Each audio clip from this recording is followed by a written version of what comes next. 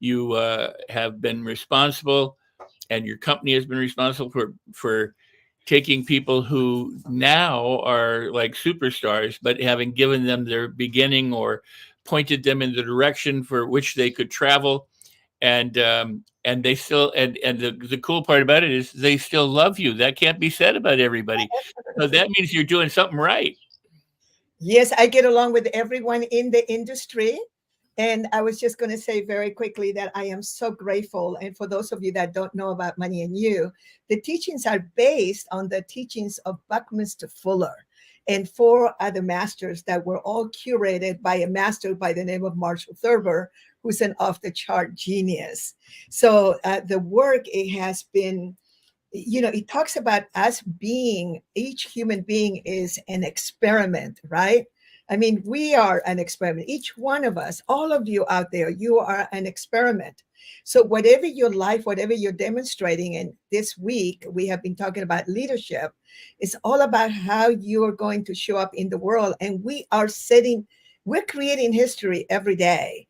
And for me to say this when I'm just a little girl from Chile, I grew up in Santiago, Chile, when I was brought to this country when I was 12 years old in 1962. It was 1,000 years ago for some of you. And I had the opportunity to be able to really just kind of create myself. And I wanted to really acknowledge all of you that are watching right now. It's incredible to me the number of people that are hanging out with us. And I'm responsible for the last couple of hours for us to kind of wrap it all together because we have had such amazing masters. And let me tell you what a master is. A master is somebody who is wholeheartedly working on themselves. Do you realize the small number of people that are working on themselves in this world? Sometimes we forget because we're surrounded by all of our friends and we go to these beautiful, beautiful LA Tribune, masterminds, master classes, all of these groups of people that we get together. So we think that the whole world is like this. But just remember that there are 8 billion people out there. And the minute that you decide, and I was watching at different times, we had Money and You in San Diego from last Wednesday until Saturday. And so in between, I was kind of running in to see who was talking. And then I have to say, I am so impressed by so many people. And this morning, when we were watching that group of women that were just like, I mean, wow, it was just so good. And I have to tell you that it was really interesting too for me to watch Robert Cialdini, because I know that a lot of the people who are masters now learn from him and they kind of like adopted it. And I remember way back in the day, I used to say, wait a minute, did you read the book Influence? And they go, yeah. I say, it sounded like half of your program is from Influence. And they go, yeah. And I go, why don't you give him some credit? The guy is like, absolutely like a trendsetter. And I know, I don't know him personally. I'm just a big fan. I mean, the things that he was sharing, all of you have got to read that book, Influence. And I have not read his latest book, so I'm definitely going to go out and get it. But that alone, you have to go back. What I want you to do is I want you to go back to this program and go back and put it in the background. That's what I've been doing. This morning I was doing a million other little things, and I just had it in my background. So in one room I have it on my iPad, in another room I had it on my phone, and then at another time I had it on my computer. So I'm just listening in the background. Even though I love to also watch movies and news, I had this program on because it was so powerful. The masters, and thank you so much, Mo. Thank you so much. And my beautiful Ava, to see you grow the way that you're growing. And Alicia, you were such a rock star in Money and You. Like people were attracted to you. They knew that you were this magnificent human being that is just like growing. I can't imagine what you're going to be like 20 years from now, right? And so now, yeah, I've been around. I'm 74 years old. So yes, I'm supposed to have it together by now. But even if I didn't have it all together, the bottom line is that when I am centered, when my leadership comes from my heart, when I am willing to learn every single day, even from the youngest, even from children, even from animals, even from politics. I mean, Are you open? Are you open? See, what I want to do is I want to demonstrate a little bit of leadership right now by sharing with you that what I share with my teams and the people around the world that I work with, which by the way, I have been with one instructor for almost 37 years. I have been with another instructor over 30 years. I have been with program directors for 25 years, some of them, and I have been with partners for 25 years. So it's like the reason why I am able to hang out with these people for so long is because we have the ability to be able to create a context, and these are behind me is, oops, from over here, from Money and You, which is to create a fruit bowl, is to create the context, to create a container that can actually put people that holds people, that holds rules for the game, that holds the policies, that holds the goals, that holds all the things that are going to make an economic engine work for you. So being a leader means, and whether you're just leading a small team, you're leading your family, you're leading your own family, you're leading a community, you're leading a country, you're leading a movement. See, all of us, and the gentleman that was right before me, oh my God, such a beautiful, beautiful human being. And what he was also talking about, he's talking about creating movements. What are the movements that you are going to create for the world? It's like, what is the movement that you're creating? I didn't know when we got started. We didn't know what we were doing. What we were doing is we were using the highest teachings, the highest principles that we could find. We were using that which was available to us so that we could have the ability to be able to prove to ourselves that self-mastery worked, that we were leading each other, we were holding each other responsible, we were telling each other, we were encouraging each other, but at the same time also, and Landmark put these words, actually est, which Landmark came from, put these words on the map, which is to take a stand for you. So I am taking a stand for you when I am supporting you in seeing some of the things, some of the behaviors that you may have that are not the most empowering for you. They are not the best for you. So as I am beginning to, I'm going to give you a few more things here about leadership. And then I have connected with some friends and some people in my life that I wanted to bring to you that were absolutely magnificent, that could really help you out. I have one right now, one of my guests that is actually at the airport getting themselves very quiet. This is a mega entrepreneur. And I said, God, he's so successful. So I wanted him to come and share, how do you create that level of wealth? How do you create that? How do you stay in your heart and allow yourself not only to be a beautiful family man, to be also someone that is so committed to the betterment of humanity, and is also in very traditional businesses, right? And so what I'm going to do is I'm going to bring you some people that are living the dream, but also living the vision. And this is really, really important, because what we want to do is like be outrageous in your visions. Be outrageous. I mean, the bigger the problem, the bigger the vision. So without me realizing it, when I met Buckminster Fuller when I was 27 years old, and I was introduced to him by Werner Erhard, the creator, the founder of EST, which became Landmark Education. And by the way, that is one of the most successful human potential companies in the world. We're in the billions, and with millions and millions of graduates around the world. And many of us that were S graduates, many of us, and put it on the chat if you ever did Landmark or S, just so you know, I love that work. I love that work. It's so different than my work. By the way, there was a part of me that when we were co-creating the logistics of Money and You, what we actually did was we said all the things that weren't working on Landmark Education that we didn't like the no frequent breaks, no refreshments, no music, all these things. We put it all that in Money and You.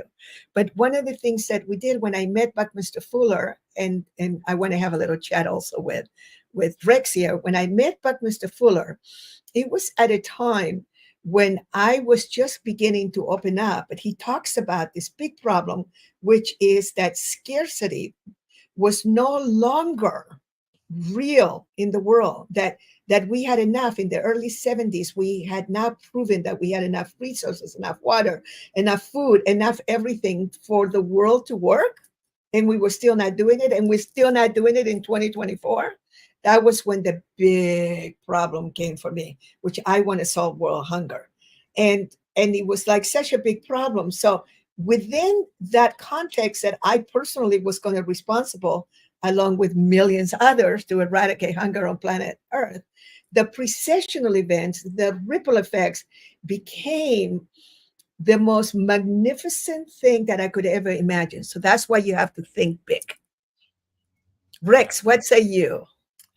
I say you are amazing, and you have uh, instituted and initiated and have been maintaining and sustaining something that has gone on for many, many years, and that will continue to go on after you and I are gone from this planet. And I think that that's fantastic. Your leadership has helped so many people worldwide, and is based on principles of Buckminster Fuller and the work of Mr. Thurber and your input. So I mean, it's a win all the way around. Yes, it is. And now, what were you doing in 1977, Rex? 1977, I was acting. I was doing movies. I was teaching. I started teaching acting, and I was doing some smaller workshops in personal development, meditation. I was also I was also spending an awful lot of time on personal improvement and self improvement and personal development. And it was a wonderful time. The 70s were a crazy time, coming on the heels of those turbulent and wonderful and weird 60s. So I was devoted to myself, devoted to my craft, devoted to making a difference in the world, and trying to help people find their way, in whatever it was, whether they were actors trying to get a career, and as I was, or whether they were people who wanted to be able to calm themselves through hypnosis and meditation and find peace within, and discover their true self. So, you and I have been doing this a long time, and it doesn't seem like a long time. I mean, that's the amazing thing about it, doesn't it? I mean, to me, it seems like yesterday in so many ways. And when we talk other colleagues or people that we knew or that may have passed or that are still around, it seems like, just yesterday we were having tea, and then there are so many people who were not known when you and I were coming up, who are now very known and very prominent, and but they weren't around up until 10 or 20 years ago. So it's great how the world changes and how goodness gets added in, and it's like everything. The idea that I'm not going to say that the best are always the shiny objects that are making all the money and that gets the marketing share, because that's just not true. That's just good marketing. But typically, if you're good at what you do and you're really, really dedicated to what you do and you're committed to helping others do what you do, you will be at the top. You may not have the marketplace that somebody else does because they got more money or they got better marketing, but you will be making a difference all around the world by lighting a candle, one candle at a time, and making that spread throughout the world.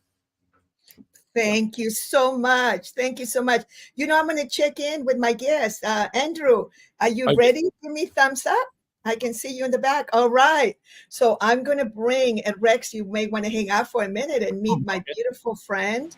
And let me just go ahead and, there's beautiful Andrew. Andrew, how are you doing? I'm really, really good, Doria. How are you? I'm good. And, thank you so much. You are in between flights. And I know that I made you do this. and I'm honored. And what they say, come hell or high water, when you call, I'll be there. Thank you. Well, let me just tell you very quickly for those of you that have never met Andrew McDonald, he's a seasoned multi-sector entrepreneur, very successful real estate developer, sales and marketing professional, business development consultant. He's a public speaker. He has been a TV host.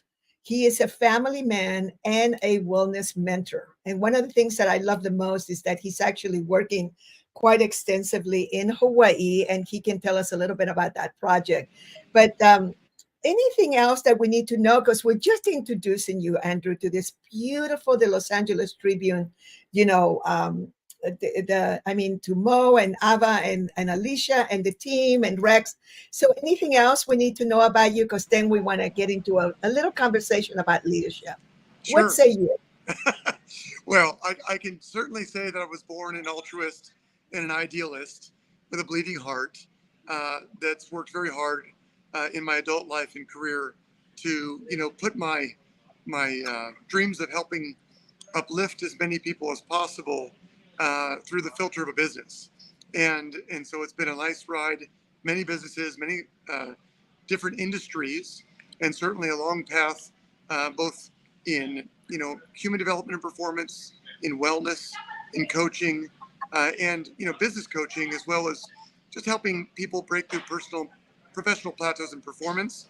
And after about 12 years in real estate, I'm able to take those ideals and apply them in a way that would also be an example for what we call globally responsible real estate development. We want to take that in the right direction as things are changing rapidly, and the needs of the youth and how they approach real estate are much different than what we've seen in the past. So I'd say that's about it. I'm happily married with 3 children, and we're moving across country right now. So it's a dynamic time, but very, very happy about being with, an education platform that's been around for a long time, and also to be an example in what I call, conscious capitalism and responsible real estate development. Can you just tell us just a little bit about the project that you have in Hawaii? I love that project so much because you're working so closely with the local people. Go ahead and just tell us a little bit about that. Oh, did you mute yourself? I think you're unmuted now. Okay. I know that you're muted for some reason. There, you're not muted now, but we can hear you. Maybe you got unplugged, your little mic thing. You were doing fine. Okay, so until we get him back, we'll continue with our conversation with Rex. But I was just going to say very quickly, I wanted to bring Andrew McDonald in because he is creating a huge platform, which is called Legacy Alliance. And Legacy Alliance, he's working in partnership with not only his main partner, but also with a whole group of people that are creating a huge educational platform that is kind of like taking over from the old Rich Dad education platform. But they have their own whole other model. But one of the things that they're going into education, there he is. I was just starting to talk about legacy education. Yeah, And, sorry about that. maybe you can describe it a little bit more, legacy education. I Of was just course. starting to touch on it, and then a little bit about Hawaii. Of course. So Legacy Education is a 26-year-old, publicly traded company since 2014, and they're known for teaching real estate investments education, financial literacy, and trading. And it's just in the Robert Kiyosaki Rich Dad Education was a massive brand and face and model for it for 16 of those 26 years. And we've been working hard to restructure and relaunch it so we can cover even more of what we call an offering of a broad spectrum of educational pathways. So real estate, trading, entrepreneurship, biohacking, and all of the different verticals within those 4 quadrants, as we say, to reach as many people as possible, so they can follow their passion and learn a specialized education that will help them do better in life financially. And we really believe in that. We'll be moving on to also offer what's called online accredited degree completion programs, which is really a wonderful program that's been around for 20 years that we're integrating that will allow people that are off track, like the single mom working at Walmart who needs to go get that college degree still. We'll help them at $50 a credit get through in 18 months online. And that's a really, really valuable program, like I said, for those that are off track. And so, the military, when someone goes in the military and they have a bachelor's degree, they start out at twice the salary as they would otherwise, as one example. So, we needed to recreate the business, which was all live events based, 230 employees all over the world, doing 8 events in a weekend as a digital marketing powerhouse first, leading back to live events, because we know how potent and important live events are for that direct engagement. And that's what we've done. And so we have faculty partners in all those 4 areas: real estate, trading, entrepreneurship, and biohacking.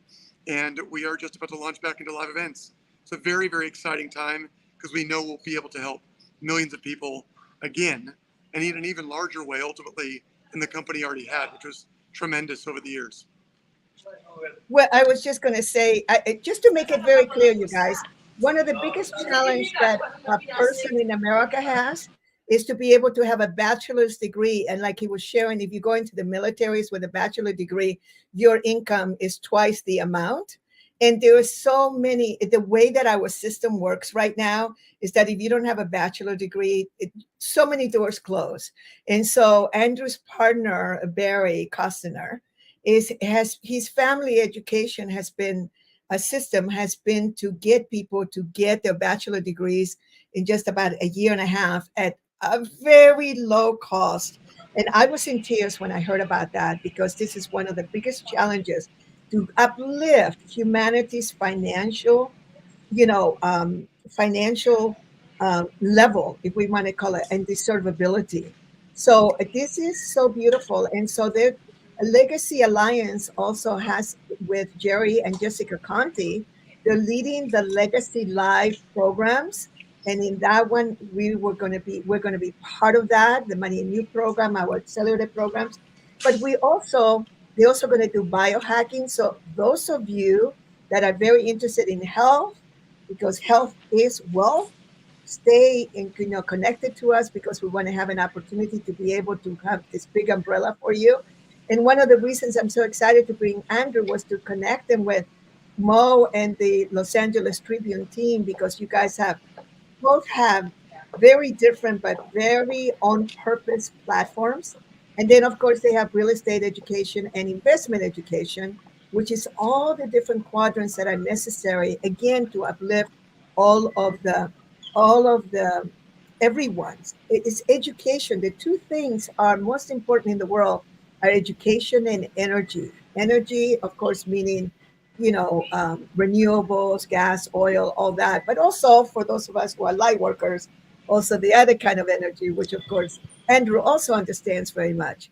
So go ahead and tell us a little bit about Hawaii, and then the Hawaii project. And then I want you to tell us, what are your leadership secrets that you can share with all of us in creating such a level of success? Okay, thank you, Doria. Well, in Hawaii, for those of you who don't know, Hawaii has been experiencing a housing crisis for the last 50 years, believe it or not. And now the statistics show that 14,000 or more locals are having to leave the islands because of lack of affordability on housing. And so it's caused a real problem. And of course, Hawaii's always tried to protect from development from, say, mainlanders or people out of the U.S. coming there just to make money. And so what they really want to do is allow responsible development that is good for the land, the locals, and in alignment with policy and the politicians. And it's taken some time, but with the recent tragedy on Maui in Lahaina, some of the largest landholders in Hawaii have really decided to participate in solving this crisis. And they've been looking for teams of proven entities, credible individuals that are local and proven in Hawaii to put Hawaii first, put Hawaiians first, and build the right product mix for this to meet this need. And I've been fortunate enough that I was able to do a very large deal at Hawaii's first resort, the Mauna Kea Resort, which was developed by Rockefeller back in the 50s and 60s, and to do it with the right people, to bring the right locals together who have been involved in Hawaii in a deep way since that time. And because of that, new relationships and my business team that was built, of the most really the biggest leaders out there, gave me an audience with the largest land holders of their land banks on the islands, primarily the Big Island and Maui, as well as Oahu. And so right now we're focused, for all of you on this phone call, I normally don't put this out there, but on an 1,139 acre development in Kona, which is going to be in large part primarily about workforce housing and affordable housing, which are all in the same ballpark. And then, of course, some affordable luxury and then some true luxury. But that is a under 10% portion of the overall development. But there's 3 schools, a hospital, wastewater and sewage treatment plant, a business park, a forest preserve, and it's being done in really the best land area near the airport, below those 6 resorts, and next to, where the Home Depot and the Costco is, and the national park on the coastline. So it's a tremendous blessing. But these are 15 to 20-year commitments, and it takes an extraordinary team and an extraordinary commitment to be able to go after these. And we're fortunate enough to build some workforce and affordable housing on Maui near 2 of the most prominent golf courses, which are very short on housing, and they've been trying to figure this out for 20 to 30 years. And one of the keys is, being so credible and so in alignment with the land, the locals, and the politicians, that you do have support from the whole line. So we have the old Department of Agriculture and head of climate resiliency, as well as the real estate commissioner and the governor, mayor, and so forth, all on board. So it's just been very exciting. But it took me bringing in an old friend of my wife's of 20 years that I developed a deep relationship with over the last 4 years as my main partner, who has done 3.2, believe it or not, $3.2 trillion of net zero urban planning and design, urban development and design and master planning, primarily in other parts of the world where they have the money to spend on these progressive, giant, colossal projects. But the technologies and the systems and the sustainability programming that has gone into those, including the programming for human wellness, is made it possible for us to then say, let's go take this to places where there is a need and great attention, and let's create a model for other developers and builders to follow. And that's what we're doing. And so there are certainly bigger projects than even those projects, which they are multi-billion-dollar projects that have been offered to us, but one thing at a time. We're doing that also in Colorado, even, where we're annexing, large acreage, starting with 1,000 acres, annexing the land into the city, entitling and permitting, and then creating this affordable and workforce housing. And the challenge with affordable and workforce housing and build to rent, as they say, which people can justify because of the trends and demand, is that it can be somewhat Orwellian, I would say. And my concern is that it may pencil and have profit, but we don't want to put our youth in gray boxes, small gray boxes.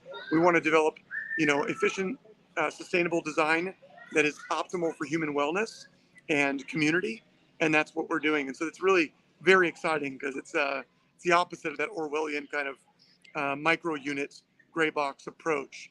And then in regards to leadership, some of the simple tenets that I'm sure all of you are aware of, but we all need these reminders. One of the things that when I think of leadership, I think of there's no success without commitment, and there's no true leadership without authenticity.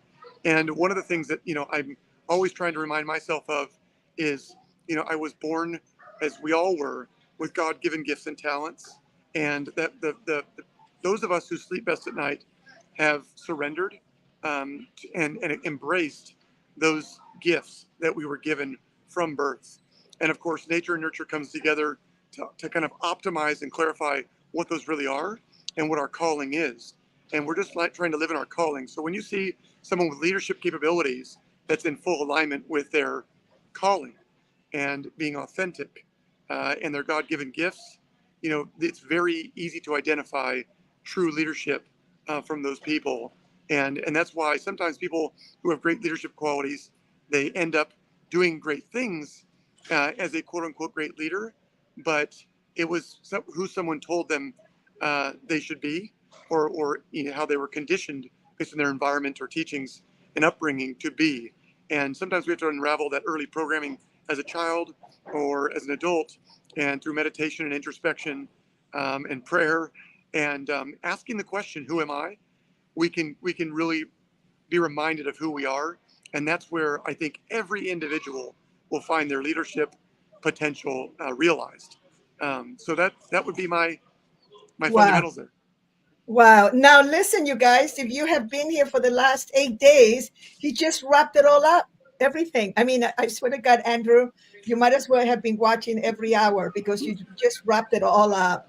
Thank you so much. I wanted to bring Fred. Fred is going to be our next speaker, but I just want to introduce you to him for 1 minute. Okay. And I think I'm able to bring him up. Let me add him to the stage.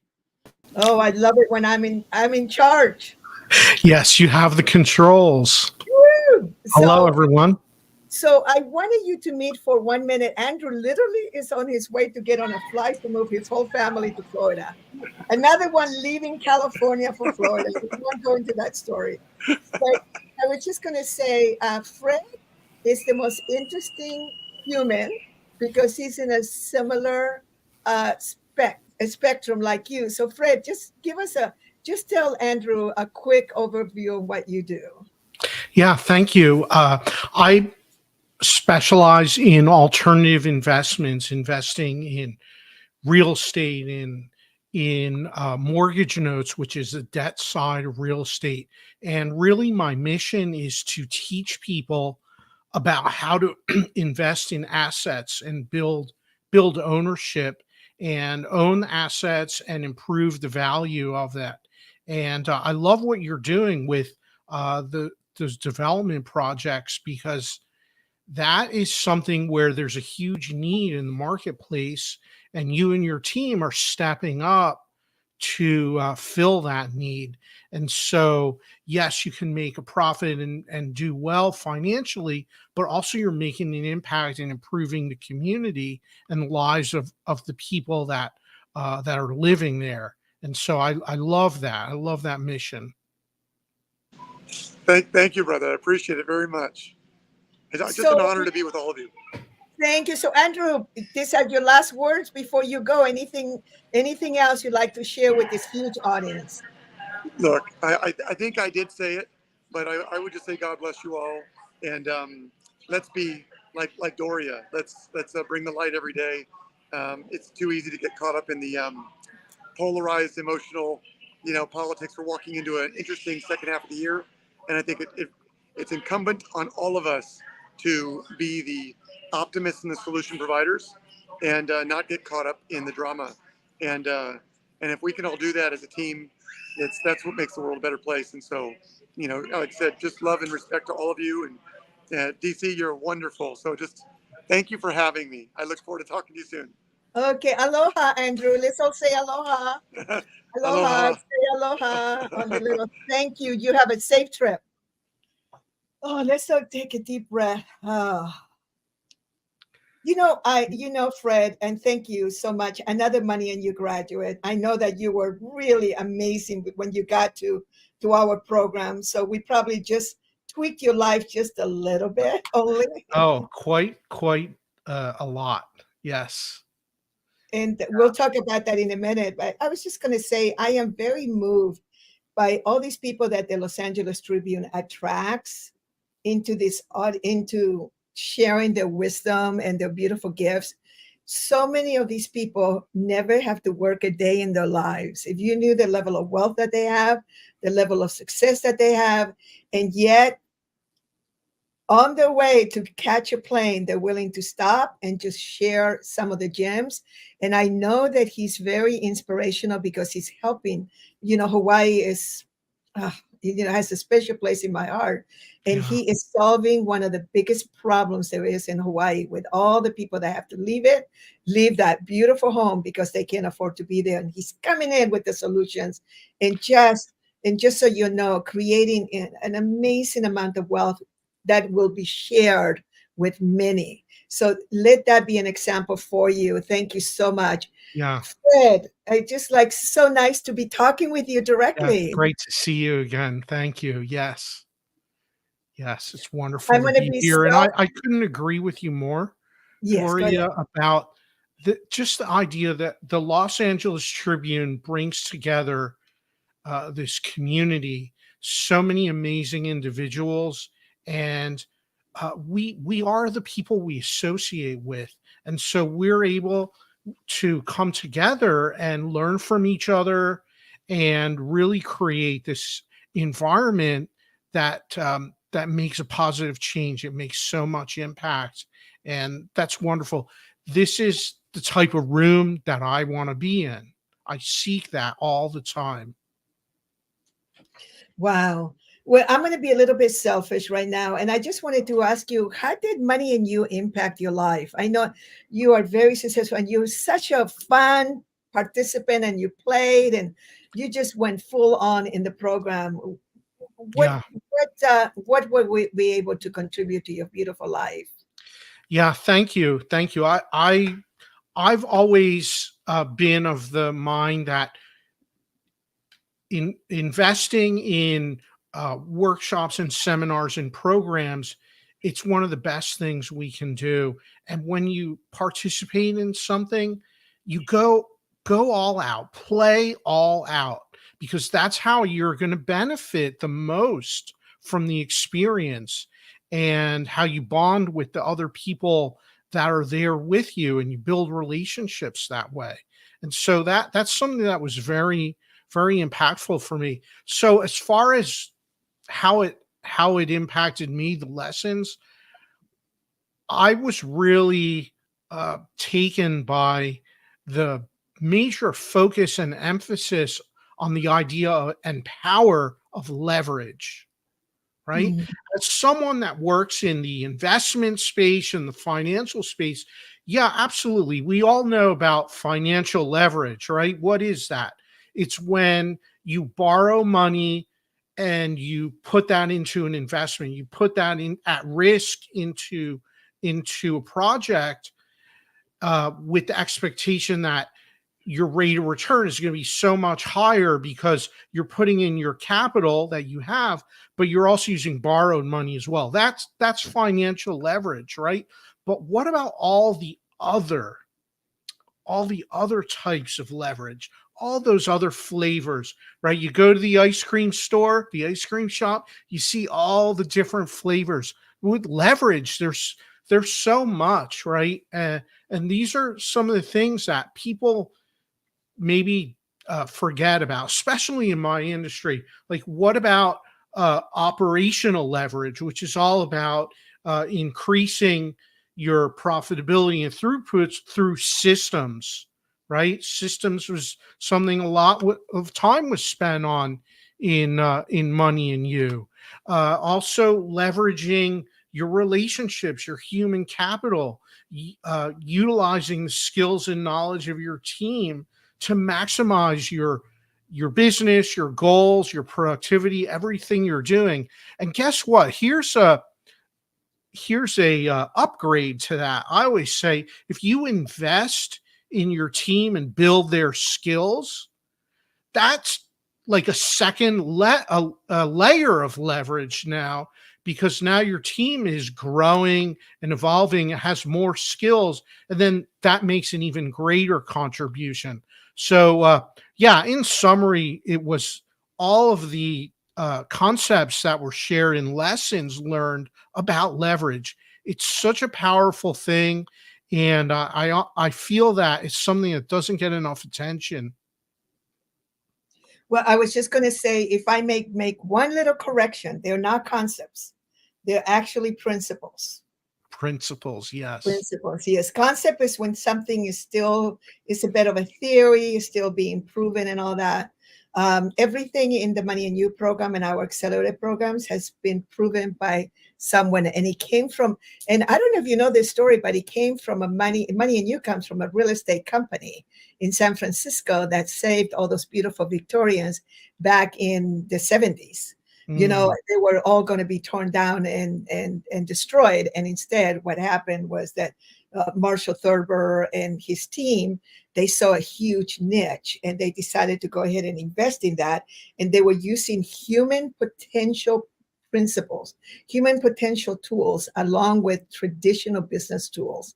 And it was absolutely mind blower for them to be able to just create this beautiful work and be able to continue to be to be able to create wealth and make a difference, right? No, You know, absolutely, absolutely.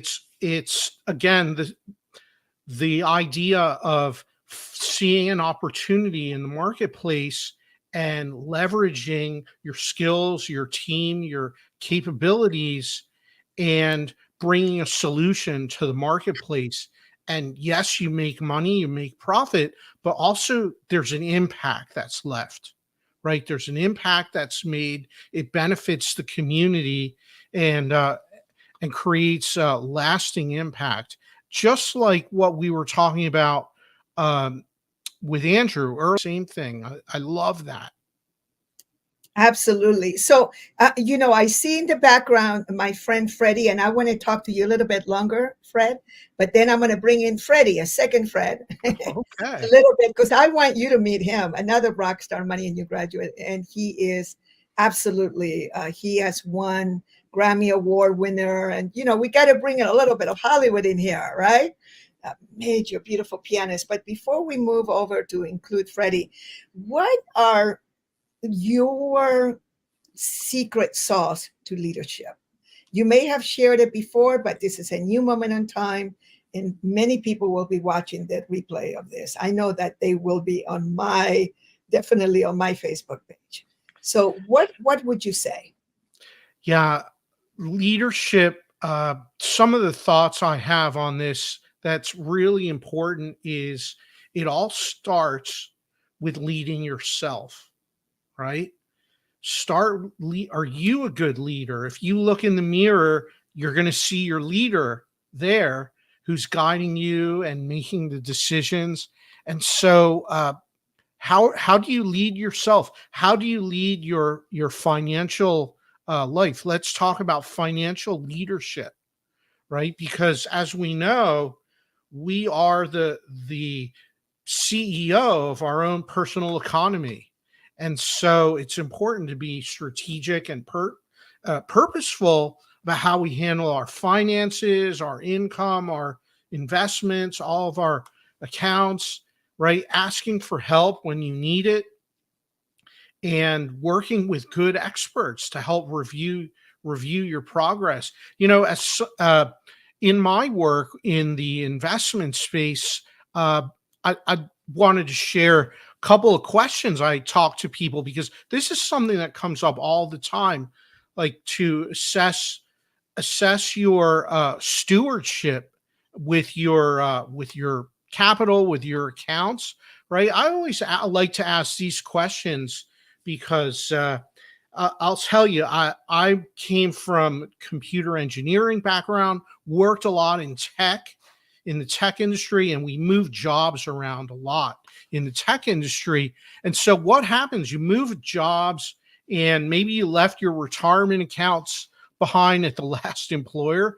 But I always love to ask these three questions. Do you know where all of your retirement accounts are? Because over time it can get scattered, right? Do you know where they are?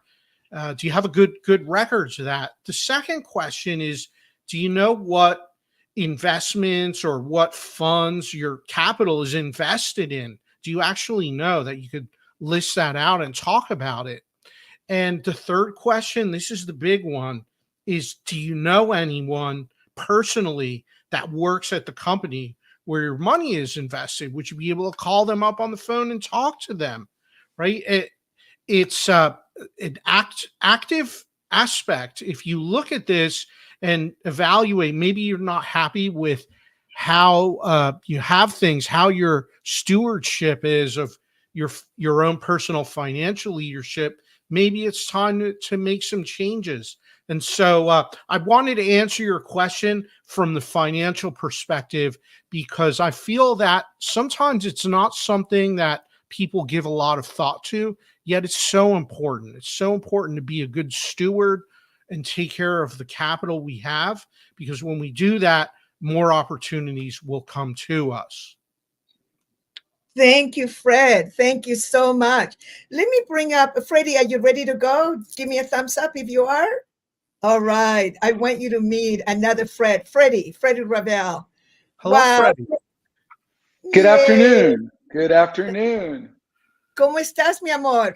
Muy bien, gracias. Gracias Ah, por vamos a hablar todos en español aquí. Yo no Hablamos en sabía de eso. español. Oh, goodbye, everyone. You need an interpreter now. We got 3 Latinos. That's So right. very, That's right. Freddie, since I don't think you've been in this platform before. Have you been with the Los Angeles Tribune yet? I have not had the pleasure, and it's a real honor to be here. I'm a native Angelino, so it feels Yes. especially good to be here. Well, I just want to tell you that I've been wanting to introduce you. I mentioned them to you a few times, and the way that it worked on a meditation was like, Freddie must be there. And let me just introduce you very quickly. Not only are you a transformational keynote speaker, but you are also Grammy nominated artist. And for those of you that don't know, when you get nominated for a Grammy, you're with the best of the best. Okay, these are the musicians that changed the world. And when you go and download Freddie's music, oh my goodness, we play some of it in Money and You, and I'll never forget when you play piano for all of us. Just a master. And I love this, an influencer bringing individuals, organizations, and events in tune to their highest potential. And I am going to open it up in a few minutes after the two of you talk for a few minutes. I want to open it up so that you teach a little bit, Freddie, because the way, even if you just take like 5 minutes, 8 minutes to teach, because I think that once people begin to understand music, and I sent to you a picture of my mama, when she listened to Earth, Wind, and Fire. And it was so interesting because you introduced me. I mean, to have met, oh my God, to have met one of the top guys in Earth, Wind, and Fire in Malaysia and go to the back and do the whole thing. But even in Malaysia, Earth, Wind, and Fire, the same experience that people had in my mama's nursing home. As soon as Earth, Wind, and Fire came on, the whole room lit up. And you actually saw my mother kind of like begin to, move her little shoulders. And next thing you know, she's rocking out to it. And it was such a representation of the power of music. But before we get there, Freddie, just give a little conversation to Fred before he goes about your leadership style, a little bit about you so Fred gets to know you and the whole world.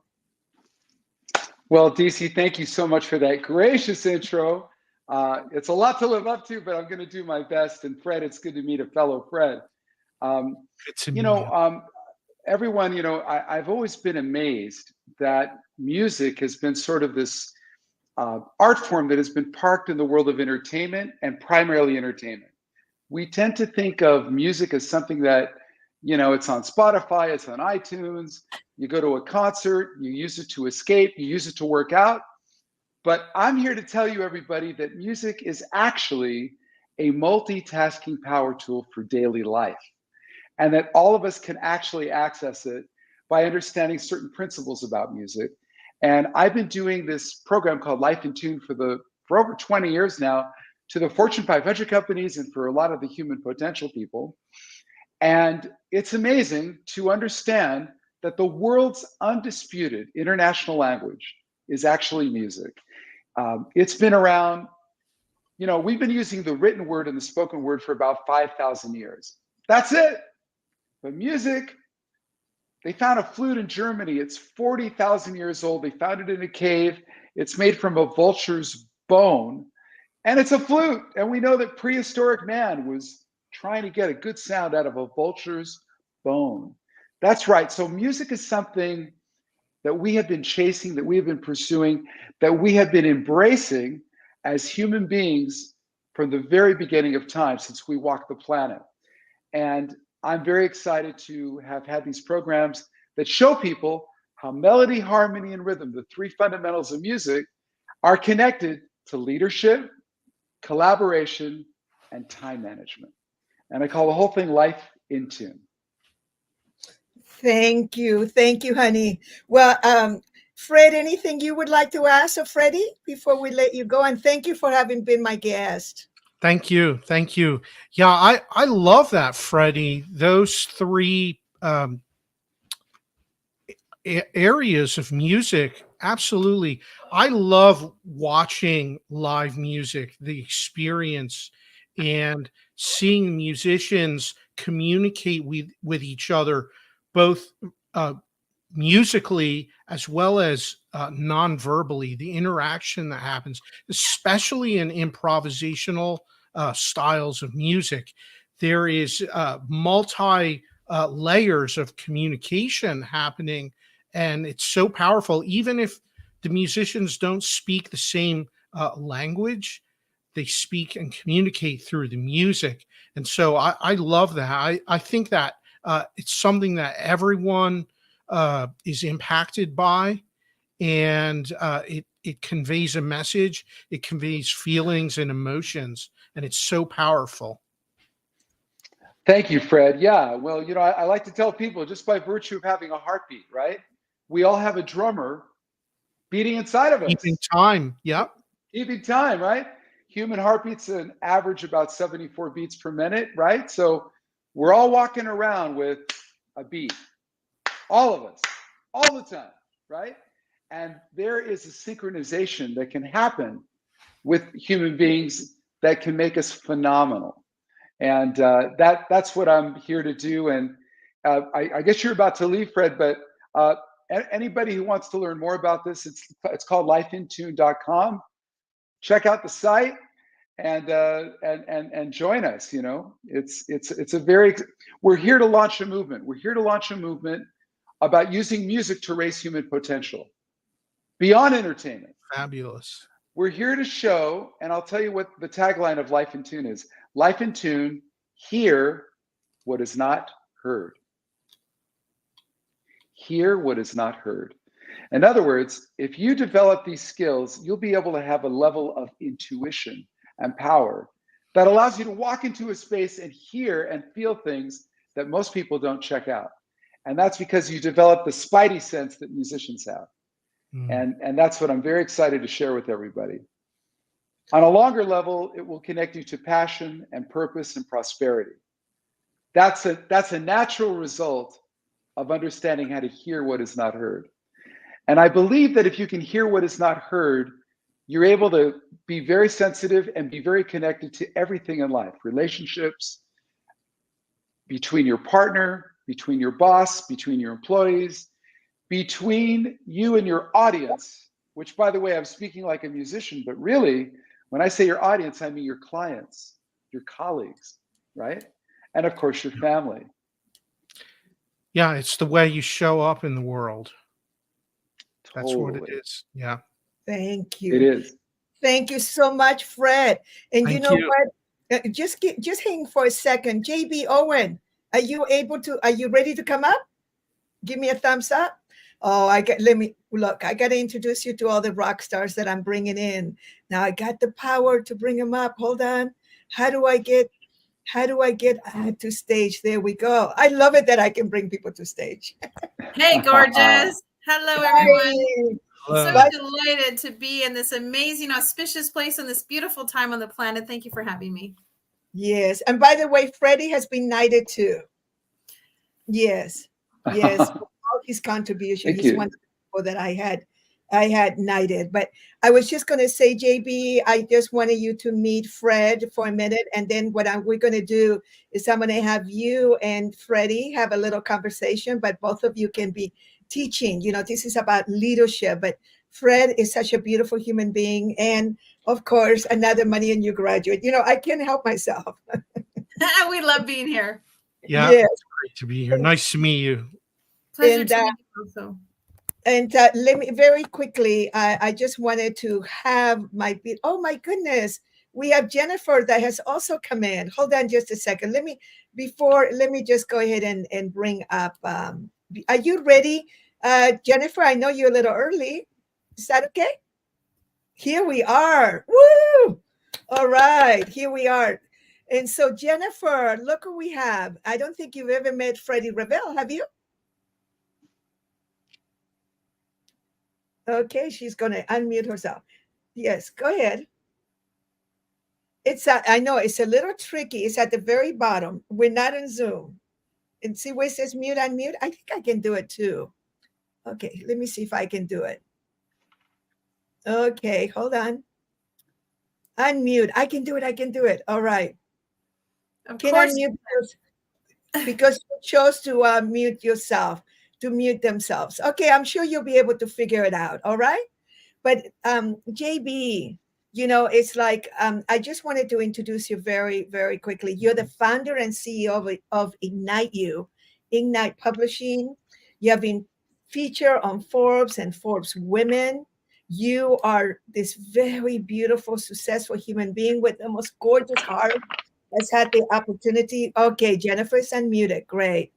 And you have had an opportunity to be around the beautiful Dalai Lama. You have this whole spiritual side. You love to empower women and humans. And the way that I hang out with you is by supporting the schools and all your humanitarian endeavor. What say you? What would you like to say to this beautiful panel?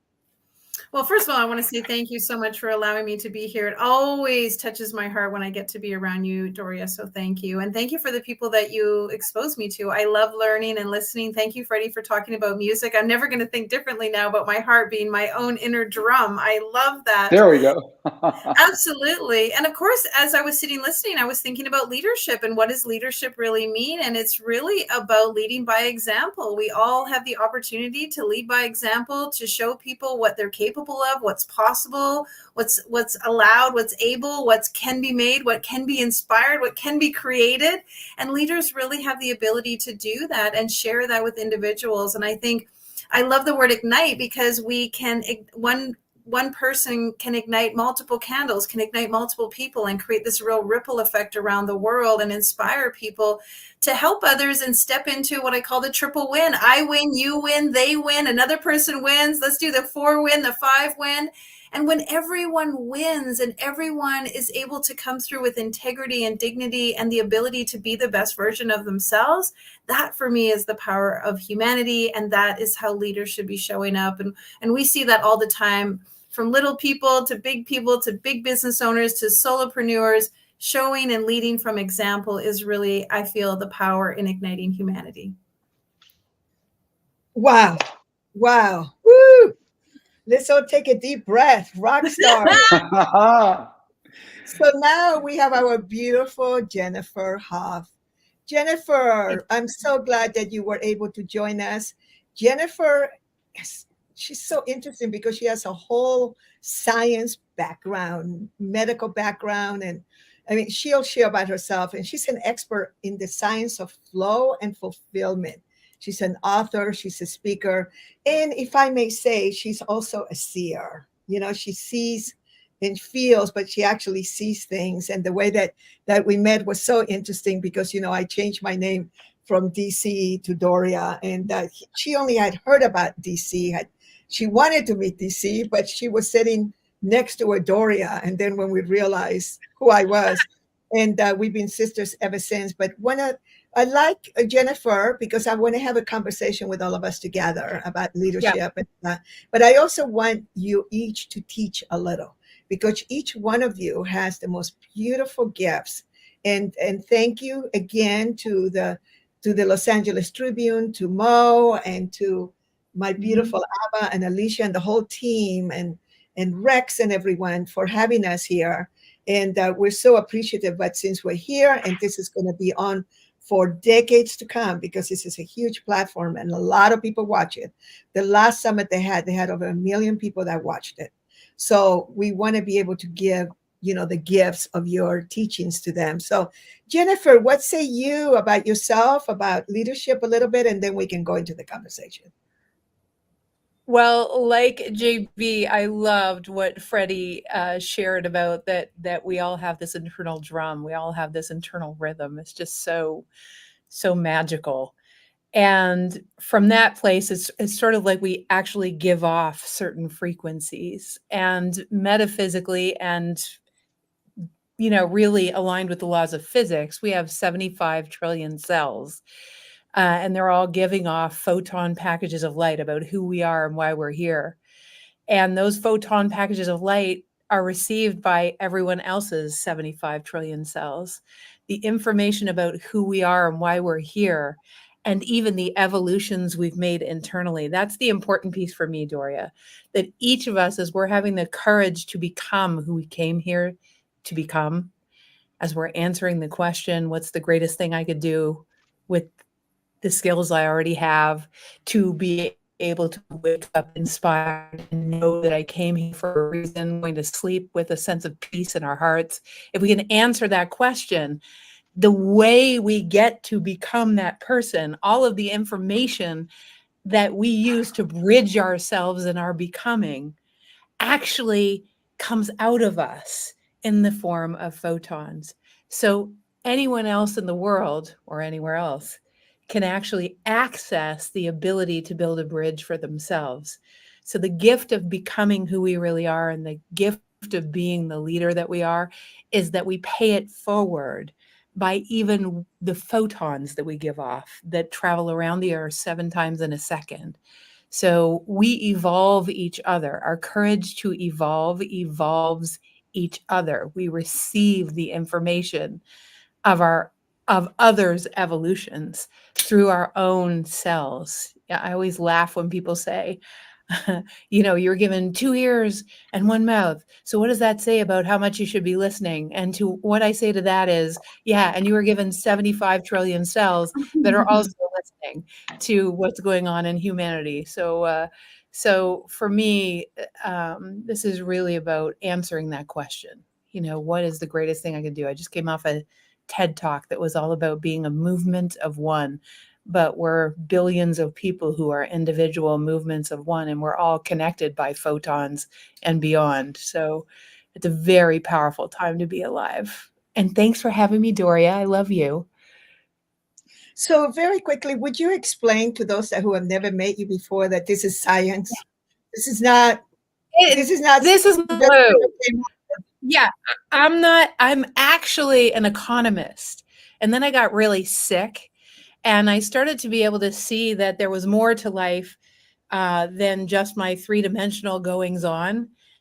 And I realized that, we're 99.139% multidimensional particles. We're quantum particles. And then I started meeting lots of woo people, and they're like, hey, what you're talking about is exactly like what I see. And I started to be able to marry the laws of physics with those spiritual principles. And before, I would probably have made fun of some of the woo-woo people. It's so bad. I hate to say that. But now apparently I am one. So, but it's really science. This is all science. All the way we transform, the way this world transforms, can be completely scientifically explained. This is not a woo principle. So, yeah. Thank you. All right. So, Freddie, we're going to go to you first. So, give us a few minutes of your teachings. Just, related to leadership, to success. I know that all of us are committed to personal, business, and of course, the world working for everyone. So just give us some of your core teachings that are so beautiful. And are you near your piano by any chance? I was just gonna thank you so much, Doria. I'm gonna switch to this camera because this camera you can probably see. I don't know if you can all see a keyboard. Yes. But the thing is, I don't know if you can hear it because I've never been on this platform before. Can you hear this? No. No. No. No. Then I don't know how the audio settings work inside of StreamYard. So otherwise I would use the keyboards. I have a lot of keyboards here and I'd love to share it with you, but I'll do my best to explain things without. I'm going to see if I can figure it out in the background. Okay. Okay. So in Zoom, I know how to do it. It's very easy in Zoom. But nevertheless, here, I'll switch back to here for now. Basically, I for the last 25 years, ever since I started working with Deepak Chopra and playing with the different bands I played with, a little background, everybody. Most of my career, I've always worked as a bridge. I've always been connecting one world to another world. And usually it's with cosmic people. So one of the first cosmic people I started working with was Earth, Wind, and Fire. They invited me to be their musical director. And I'm still working with Earth, Wind, and Fire. In fact, I'm producing some music for them right now.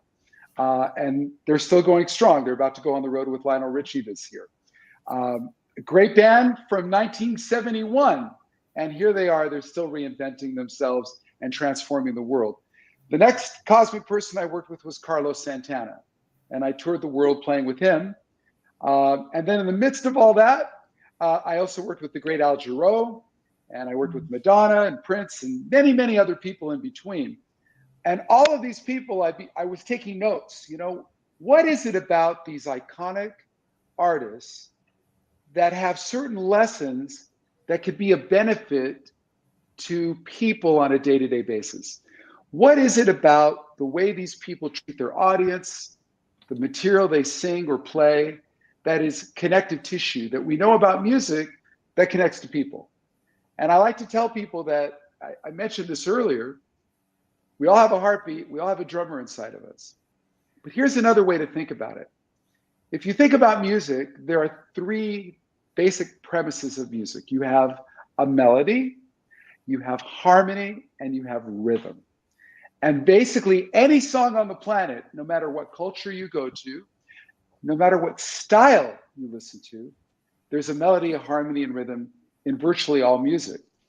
And another truism about this is that the melody is almost all the time in a leadership position. You know, we say if Lady Gaga's singing, she's the lead singer, right? If Carlos Santana is playing the guitar, he's the lead guitar player. So you'll notice that we're already using the word leadership in music to describe people that are singing the melody, right? So think about melody as leadership. The next thing to think about is harmony. Now, I imagine, I don't know how many of you out there play a musical instrument, but if you want to make harmony, you can't do it with one note. It's impossible. You got to have at least two notes or more. Kind of like human beings. You cannot make harmony by yourself, but you can make harmony with another person. And if you have more than two, you could have an entire choir of people making harmony. And ideally, you can even have the entire world making harmony when things are really lined up. We're working on that one, though. So you have melody and harmony, leadership and collaboration. Harmony is an act of collaboration. That's all really good, but if you don't have timing, everything falls apart.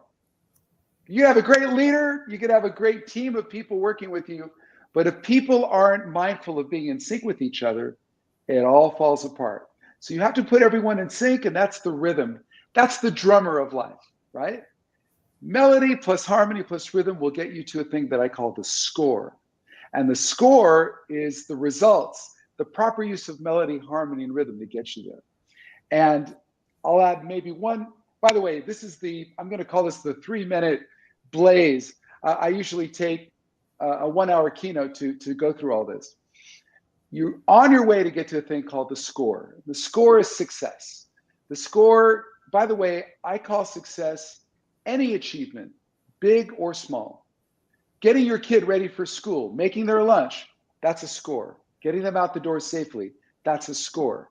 Getting a little task complete in your house, that's a score. Closing the big deal on a job you're working on, or getting the contract, or securing an achievement that you've been working on, that's a score. The score are little wins and giant wins. And sometimes the little ones are the most important because they ultimately get you to the big one. I think the last thing I'm going to say about this before, if there's any questions, is the idea of dissonance. We can't talk about music without talking about the sour stuff, because there are sour notes in music. And you can't talk about achieving anything in life unless you talk about the challenges of life. And ideally, when you have challenges and you have sour notes and broken strings, or a drum beat that falls apart in your life, it's the greatest opportunity to learn. So I want everyone to embrace and think about dissonance as an opportunity to grow. And when you think about it that way, you'll get to your score a lot faster. There it is.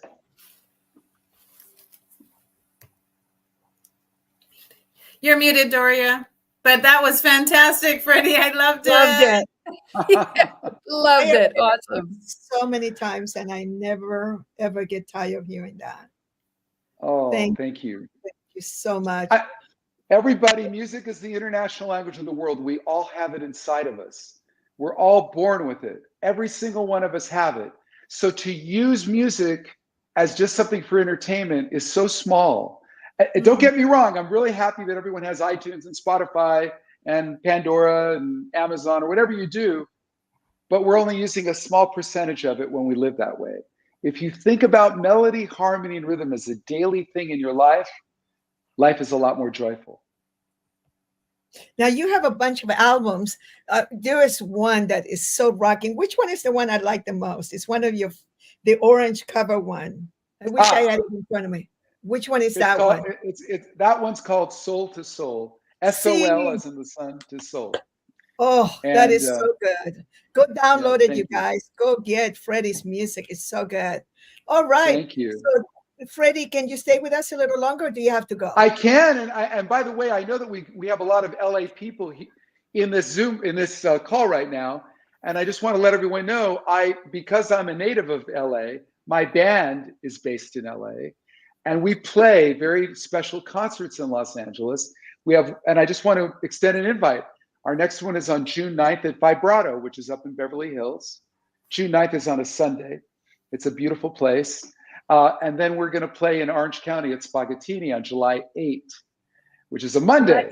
So I want to share that with everybody in case you are in town. And I have an 8-piece band. It's a serious, every one of the bands got a Grammy, and everyone does not hold back. And, we're talking the best music, you guys, the best music. July 8th, Chris, make sure you note that. We can go see Mama first and then come and see you July 8th. That's a special day. That was the day that I received Money and You as a gift from Marshall Thurber in 1985. Oh my God. Yeah, July 8th. And so July when you come to the show, you gotta tell me, and I want to announce that from the stage, because you have been the most incredible. Without that, none of us would be here. Without that moment, none of us would be here. And so, the dominoes trigger many things. And so we're all grateful for that event. Well, Spirit was talking really loud this morning about you, Freddie. It was very interesting, just so you know. I think that you should go for some even bigger things that may have been holding you back, because there was some loud talking about you this morning. Like to include. Well, I want to tell you, DC, I'm having the best year ever. And I'm speaking in San Diego to 2,000 people on Monday, and I'm going to be going to Dubai to speak to 9,000 people for the $1 Million Roundtable. And when I do these events, everybody, they're like a TED Talk and a concert at the same time. Yes. There's a piano on stage, and there's storytelling and music performance as you tell the story. And I have to tell you, when you can tell stories and play at the same time, it's a lot of fun. And people learn 5 times faster when they're having fun. And that's why you love Money and You, because we had so much music, remember? Because music is what drives learning. Oh, there's a whole other conversation, but we hang out if you would like. We'd love, because we have Lady JB Owen. Give us your gifts of leadership. I mean, you run so many different businesses and projects, and you are so successful. Tell us some of the distinctions. There's a lot of wonderful people that want to learn from you, JB. Go ahead. Thank you so much. Well, Freddie, I appreciate everything you said. It was fantastic, because you kept mentioning stories, and you kept mentioning how we go through our trials and our tribulations, and we have these moments, and I call them ignite moments, these moments that wake us up and redefine us and make us step into that next version of ourselves. And we all have ignite moments in many areas of our life. And it's these ignite moments and how we become the hero of them that become so fascinated. And so I've been really blessed to publish over 750 authors telling their ignite moments and talking about how they stepped into that hero's journey. And I think leaders have that ability to have that resilience chip, to have that overcoming, to have that determination. And they show people through leading by example, as I said earlier, how if they can do it, you can do it too. And so I love this power of storytelling. And I think And I've been doing lots of research and speaking to doctors and scientists who prove that the brain actually changes, releases chemicals. Different things are happening in the body when you hear somebody's story, when you listen to where they've come through. And so on a physiological level, we're feeling compassion and empathy. We're feeling closeness and connection through storytelling. And so often I think about, we don't need more policies. We don't need more governments. We don't need more politics or politicians. What we really need is the ability for all of us to freely tell our story and share where we've come through, and allow that to be a teaching tool for others. And the truth is, people want to do business with people, not with logos or big, nice websites. They want to connect with others. And when you share your story in a very profound way, you give people the invitation to feel closer and more connected to you. And that really becomes a powerful, powerful way to create your tribe, be surrounded by people like-minded. And I think that's the key really to leadership, is to surround yourself with people like the people here in this event, like everybody at the Los Angeles Tribune, like all of the speakers that have shown up. They're surrounding themselves with like-minded people to help lift them up and inspire them to go forward. I will share something with you that I just recently grokked into a couple of days ago. I'm doing a big event in Las Vegas, May 16th and 17th. Doria is coming to speak. We have 54 other speakers speaking in 2 days on a miraculous stage, all about business, branding, and breakthroughs. And the truth is, when I had the dream to do Gatherama 2024, I didn't realize all the things that it was going to take to do it. So I started something, just sharing with my clients, my legacy clients, the other day, called the Dream Calculator. And I just want to share it with you folks. If you have a dream, you need all the soft skills, you need all the mindset skills, you need all the determination. But here's a hard skill that you can do. Take out your spreadsheet and put your dream at the top of your spreadsheet. And then in column 1, write all the different things you need to do, all the action items that need to happen to make that dream come true. In column 2, I want you to put, can I do it? Can I delegate it, or do I have to hire somebody? And really get clear on which one of those task items you can perform. In column 3, you then want to say, how many hours is it going to take to accomplish this action item? And get really practical. I mean, this is something why people don't fulfill their dreams or go after the things that they want, is because they're not making a proper perspective of what it needs and is required. So column 3 is, how many hours is it going to take me for each one of those action items? And then column 4 is, what is that going to cost? Is it going to be free because I'm going to do it? Is it going to be a trade or a barter because somebody else is going to do it with me? Or am I going to have to hire somebody, and what is that going to cost?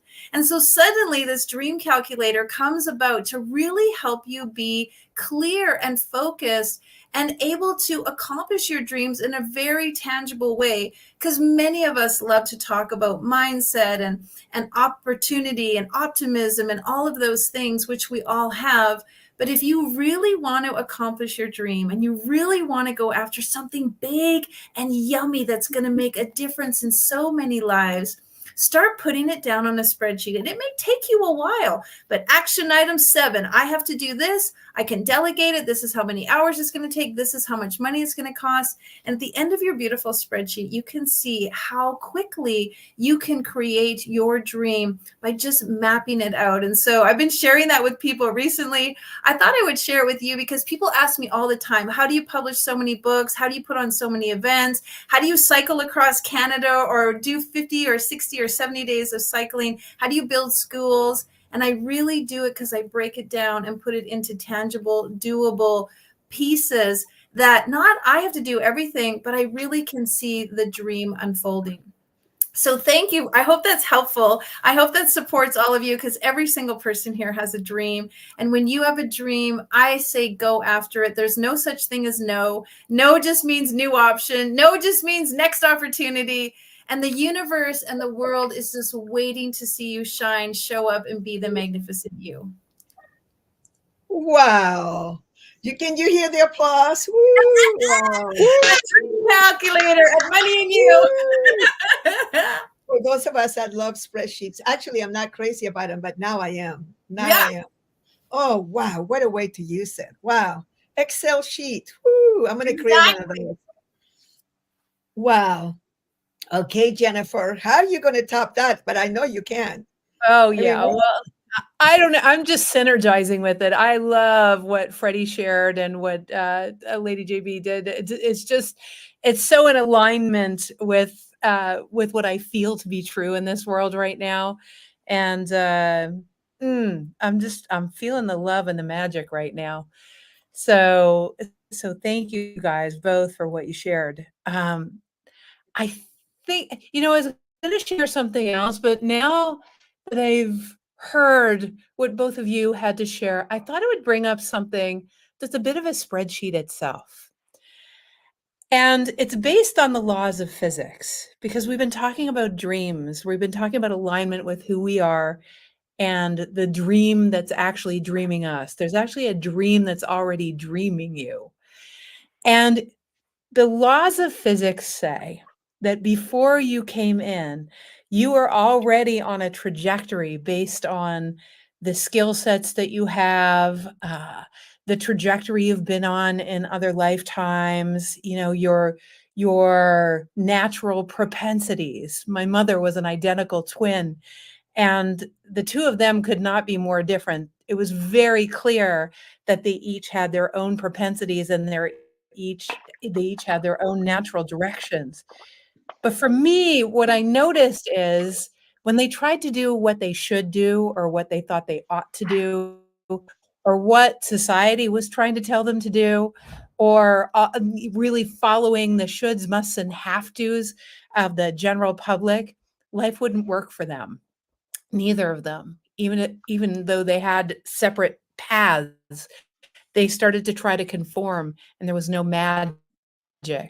As I was looking at their lives, and as I was in life, and I had almost died 5 times, and there was so much struggle, and I lived through migraines, I wanted to know, what is it that has people live in flow? Why? And why is that not happening for me? So I invented this little process called ABCDE. You guys are going to have so much fun with this. ABCDE is basically a way of telling whether you're in alignment with the way that life, the universe, the cosmos work, or whether you're out of alignment. And if you're in alignment, you will feel all of the cosmos, the God creation, whatever you want to call it, line up behind you. But it requires that in your life, you're doing mostly A things. So let me tell you what A things are. This is a second spreadsheet. I think if you do what Lady JB just talked about, and you combine it with what I'm going to about to share, I'm sure some deep alchemy could happen for most people. So here's how it works. An A thing in your life is something that gives you energy when you do it. You love doing it, and you're really good at it. So the exercise is in your spreadsheet to actually list all of the things that you do in a day, all the things that you do in your business, everything that's involved, from emails to grocery shopping to whatever it is. And you basically categorize them as A plus, A minus, B plus, B minus, etc. Now, A things give you energy. Absolutely, you love doing them, and you light up literally when you're really good at it, right? So a B thing, it might be that it doesn't give you as much energy, or maybe you're not quite as good, you're not adept. And so what you're looking for is only doing A and B things in your life. You can imagine what a C and a D thing is. Just so you know what an E thing is, you have no business doing it. It's like, I have no business building rockets, so I'm not going to do that. What that does, to go back to what Freddie was talking about, is it harmonizes you with your own trajectory and with the cosmos themselves. When you're in alignment with that, what happens is you become a living magnet to all of the resources you need to keep flying forward. So that level of alignment actually allows you, and it's such a straightforward exercise. And to be able to get yourself to do A and B things takes you out of, just imagine what it's like to be in those things. It takes you out of all the resistance. The only thing I wanted to add to this conversation, Doria, is that the laws of physics are being more deeply discovered all the time. It's so powerful what's coming forward from some of the leading edge teachers lately. And one of the ones that guides me in my life, what's being shown right now through some deep research, is that not only are we in the universe, but literally in order for the equation for consciousness for the entire universe to bear out, to equate, to balance, in order for that equation to work, the very equation that Einstein was working on when he passed, in order for that to work, the entire universe would also have to be at the basis of your protons, which means that not only are you in the universe, but there are 75 trillion cells in your body times 100 billion atoms per cell. And those 100 billion atoms have protons at the center. And there lies the actual hologram of the universe itself, not a reasonable facsimile, the actual universe. So I know it's kind of mind-blowing to consider, but if you imagine that, it means that everything we seek and everything we don't have, everything that we think that we don't have power over, we actually can affect all things and receive any information that we need, because it's all within the very universe that is within at the same time that we're living in the universe itself.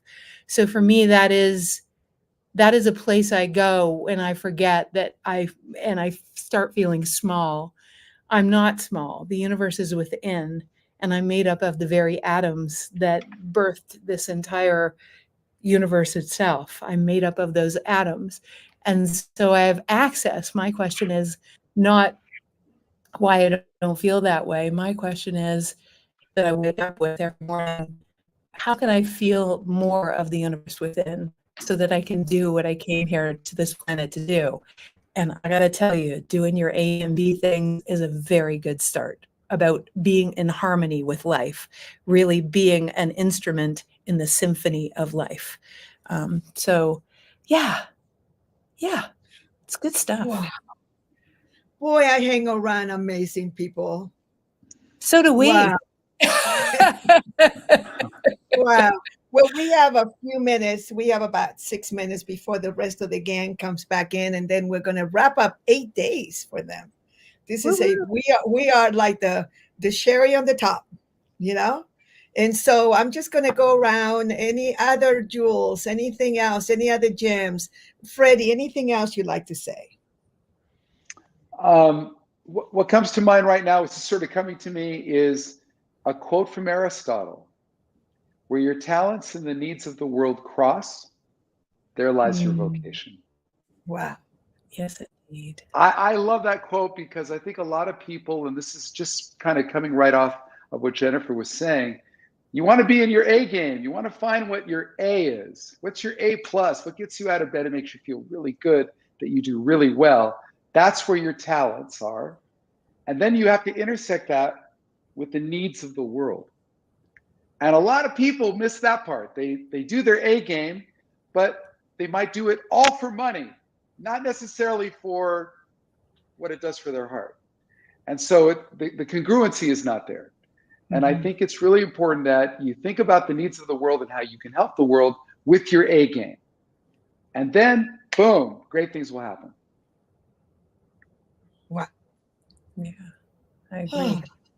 Okay, Miss JB, what say you? Oh, I think you're on mute.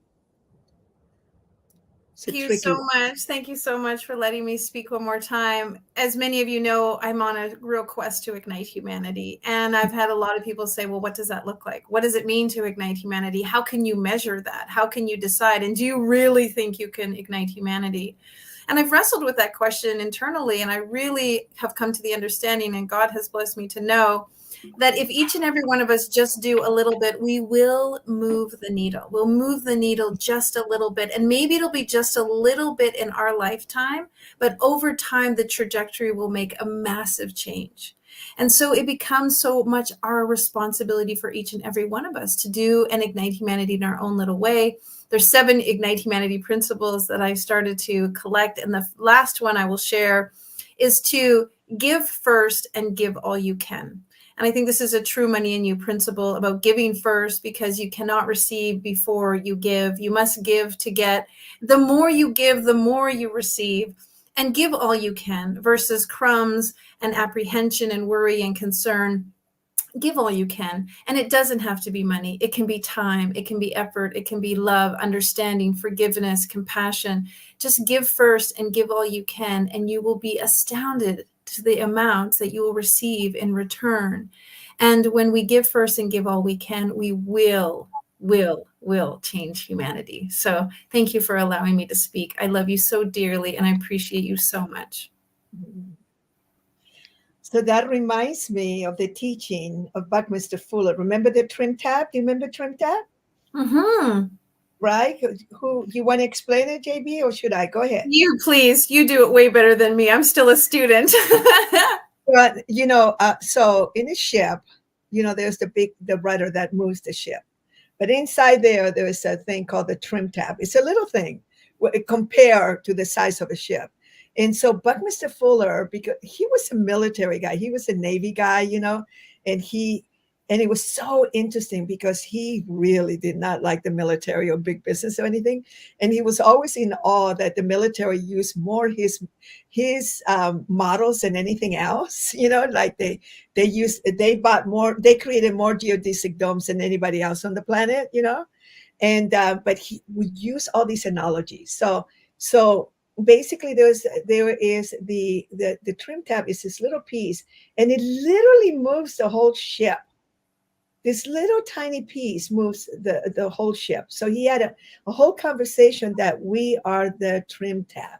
He used to share with us, never worry about whether you're doing the right thing or whether you're doing, he used to say, just commit yourself to the betterment of humanity and the Great Spirit will take care of you.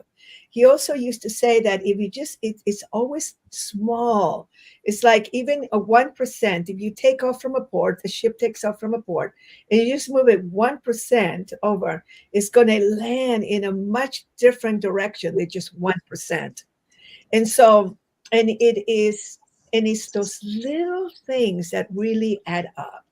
It's just like we're all trim tabs, and so don't be so concerned about how big it's going to be or are you really making a difference. You won't know. I mean, we had no idea. When I started out in our business school, we made up this life purpose for ourselves in the school, which was actually it was profitable business, self-actualization through profitable business.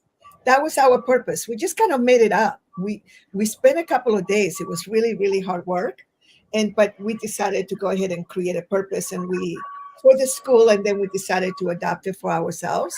And mine, I think there's some noise somewhere. And mine wasn't really clear. That my purpose wasn't clear until I met Sai Baba in India in January of 1985. And Sai Baba says, I'm about uplifting humanity's consciousness. Well, the man was a guru. I mean, he was Sai Baba. Some people had judgments about him, but he was this grand human. And he actually was called the Man of Miracles. He created, quote unquote, many miracles. And, so he could just stand there and uplift humanity's consciousness. And I love that. I was like, I love that. I want that to be my purpose, except I'm not quite Sai Baba. So I'm going to have to find a vehicle to do it through, right? So it was like, through business. Yeah, all right. And it just, whoa, right? And it was like, and so people would ask me, and I would say, to uplift humanity's consciousness through business. And it was like, it was such a grand vision, and people would just accept it. They would just go, okay, well, it looks like you're really doing that, right? And then about 15, 20 years ago, I should keep track of these things because I did that in 1985, that new purpose. And then about 15 years ago, I needed to tweak it a little bit. And that's when it became about socially responsible business. that now, not just business, because, you know, when you really look around, there's a lot of business that are not uplifting humanity's consciousness. But the world was not ready to hear it yet. So many of you, the world is not ready to hear you yet. Not yet, but it will be. It will be. Mm-hmm.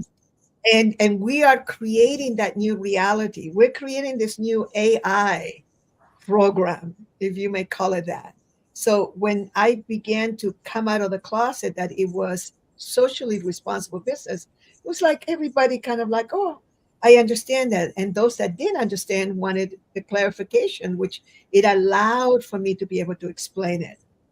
And so the same thing with Buckminster Fuller when we started talking about eradicating hunger on the planet, and it was the whole group, you know, whose time has come. You know, that was the time for hunger to end.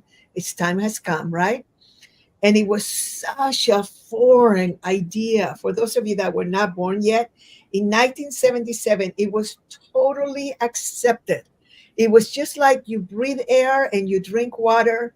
People are going to starve and die because there's not enough food for them or water. I mean, it was just so accepted. There's a whole group of people in the world that still accepts that.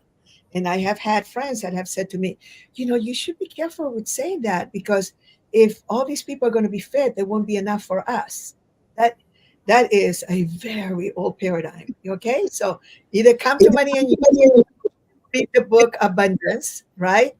And now we at the time that we started in 1977 with the Hunger Project, they couldn't even measure the number of people that were dying every day, every day, every day, every day, and mostly children. So they were like maybe 45,000 that they had been able to measure, but they couldn't really. I mean, the Chinese government still doesn't know certain areas of China. In Western China, there are many places that the Chinese government will admit they don't know how many people are in there, right? So, and now we're down. When COVID happened, before COVID, we were down to 15,000 a day, which is still horrific, but little by little. And there is going to come a time, and it has more and more, that people are going, what? We have all these people that are hungry. We have all these homeless. I mean, people, I remember in New York, living in New York in 1986 for 6 months, and having people step over the homeless without even thinking about it. They just knew to take a step over it. Didn't think about it, nothing, right?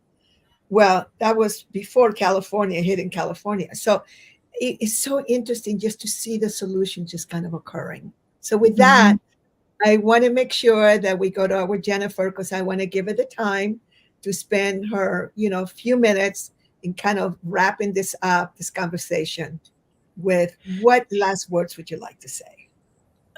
First of all, you know, I love Buckminster Fuller, so I'm all about it. I think I really resonate with your message, Lady Juby. Honestly, there's an interesting thing around that TED Talk that I just did, which is called the movement of one. But it's really a movement of one times 8 billion. And today I was listening to an interesting TED Talk that kind of resonates with what you were talking about, Doria. And it was by a gentleman who's a doctor, and he lived in Liberia, and he realized he got married, and the gift for his wedding was for everyone to donate to a foundation that he wanted to start. And he started it, and it was for individual people who were jobless in Africa to be trained as, let's say, conduits for medical care, because there is no medical care in the most distant regions of Africa. And so these people not only got jobs, but became outreach arms for clinics and doctors and medicine. And they are saving lives now, tens of thousands and hundreds of thousands of lives, because this man had a vision that each person was a movement of one, that these people that were looking for some way to contribute, to make a difference, Freddie, in the world, they trained them to be outreachers for the medical community. And that's how Ebola got stopped, through these leaders that he had trained through his movement. And he just enlisted movements of one.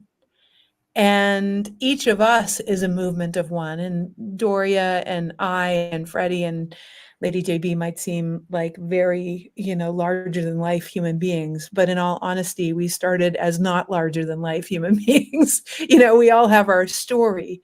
And it took a certain willingness to just walk into the grocery store differently at first, maybe ask questions, maybe just be a better person by the way you park your car, and it evolves. So know that you just being aligned and coming from the harmonic of your heart, that thing that has a drum beat that resonates with all other people. When you come from that place, it resonates with all other hearts all over the world. And when you do that, you not only are one, but for me, 1 + 1 doesn't equal 2, it equals 11. So it's an exponential shift. We go beyond just that linear result. And it's just been delightful, an honor and a privilege to be here with you guys. And I love what you're up to in the world. I love the exponentiation of being able to make the world work for 100% of people. Doria, thank you for all you do. Wow, Ava coming up. Come and say hello. This is hello. What a powerful panel. This panel has been like bringing all the energy. Just talk about wrapping everything with a bow, Dame Doria, isn't it? Like everything from the music to the heartbeat, the resonance, igniting humanity, photons, and our resonance throughout the world. Oh my gosh. Like, I feel like everything that we did in the 8 days just got expanded with this panel. So thank you so much. Thank you for honoring us in the Los Angeles, our global community who really had a lot of takeaways, in the comment sections. We're just so delighted to have you. Thank you. Thank you. Thank you. And let's bring up Rex for a minute just to connect with them. I don't want to miss Rex to connect from everyone. Just Rex is an OG. OG of OG. Say hello to Rex when you learn more about him and his beautiful book, and just you'll love him. Just one of the many. Thank you, Rex. Anything you'd like to say? I know you've been listening. You got to be unmuted, though. If some would say, I don't need to be unmuted. Some would say, mute that man. JB, Lady JB, it's so good to see you. She and I know each other. We've done things together, and it's always an honor and a treat and a privilege to be with her. The other two don't know me, I don't think, and I don't know them. And I just really look forward to being able to connect with you both, because what you all did with Doria here today has been absolutely powerful and positive. And, it is pervasive. It will last forever. And I'm just really pleased that you all were able to share with not just the audience that's watching, but with us, the hosts and the producers and everybody, because it was really, really wonderful. Thank you so much, Jennifer. Thank you so much, Freddie, Lady JB, Doria, of course, my twin sister. I love saying that. A fraternal twin, so you must understand, right? Hey, I have many brothers and sisters anyway. You can easily be one of them. I always say when I grow up, I want to be like Dame Doria, who unites everybody and gets along and and loves on everybody. That's my goal in life. We just honor you both, Rex and Eva. You guys have done so much work in the background. No one knows your dream calculator. That is how huge it's been with all of the things you put together. Thank you for allowing us to be here. Big hugs to both of you. And I look forward to your event, JP. What a dream coming together. So excited for Ignite-orama. Yeah, absolutely. Please, everybody's invited. Yes, sounds everyone amazing. Come. Thank you so much, Rex and Eva. Please come be my guest. I would love it. Oh, that would be beautiful. Thank you. And Freddie and Jennifer, we've got to connect and continue this, because you add so much value. I'm selfish. I want you to add value to me. Pleasure. Always. And Freddie, I want to come and listen to you play. I think that's going to be awesome. Yeah. Yes. So Where do we find out more about your events? What's the best way to find out about your events? And if you're coming to Asheville, North Carolina. So the White Awakening is for Jennifer, and Ignite Humanity Life. You see that, and then Life in Tune, www.lifeintune, right? .com. Okay, perfect. Then Doria summarized it all. Yeah, and I want to make sure that you all know we have a reunion, a Money and You reunion on May 21st at 5 p.m. And it's going to be the latest Money and You group that we were together. And September 25 to 28th, I swear to God, Rex Sykes, you better be there. September 25 evening to 28th, we found the most beautiful venue in San Diego called Vision Spiritual Center. If you ever want to do an event, it's so beautiful. Well, you're going there, Doria. I'm so happy. Yeah, Jennifer introduced us to that venue. But anyway. How marvelous. But also, I'm going to see you next weekend. Yes. Not this weekend, but the following weekend, the 18th and 19th. Oh, yes. We also have on the 18th, we're going to be with Joe Vitale in Temecula. You guys come along. Joe Vitale is going to be talking all about the law of attraction, but we're also going to be talking Ho'oponopono and doing Ho'oponopono. So come along. Listen, let's all just hang out together. Let's get the band together, right, Freddie? Yep. Absolutely. Let's get the band together. Yes, for sure. Yes. And Freddie, before you go, remember, always tell Carlos Santana that he tried to pick up on me when I was 20 years old. In the right off of Western. He used to his favorite cheesesteak place. This is when I used to eat meat. Used to be on the corner of Western and I think it was Hollywood Boulevard. And he had a white Rolls Royce and he tried to pick up on me. And I turned him down because I had a boyfriend and I was judgmental until I found out who he was and I'd look for him forever. Darn it. Darn. I could have been Carlos Santana's girlfriend and I passed it up. My boyfriend at the time says, "What do you mean you didn't let Carlos Santana pick up on you?" And I said, "Well, I was a little bit judgmental." He goes, "Do you realize how many concerts we could have done?" You know, it's We're really getting funny. all of the secrets here from Dame Doria. Right? Exclusive in the Los Angeles Tribune. Exclusive. Juicy. We're going to let you go because we're going to wrap it up. So thank you, Jennifer. Thank you, Lady Thank JD. you. Thank you, Freddie. Nice to meet you all. Thank you. Thank So you so we'll much. be right back, Rex and I, to introduce another night. It's Baron, Dr. Sir James Dentley, and Baroness Cara Dentley coming right up after this. So let me just wrap it up real quick. So Yes, you guys sure, know, Doria. yes, I want to make sure that I do. Thank you, everybody. Aloha. Bye-bye. Bye, everyone. So thank you to the Los Angeles Tribune. I just wanted to say that I've been listening off and on, and I am so moved to see how many people are now living the principles, teaching the principles. Just so you know, you are a dream come true for me. You are. We made you up. People dreamed us up. We dreamed you up.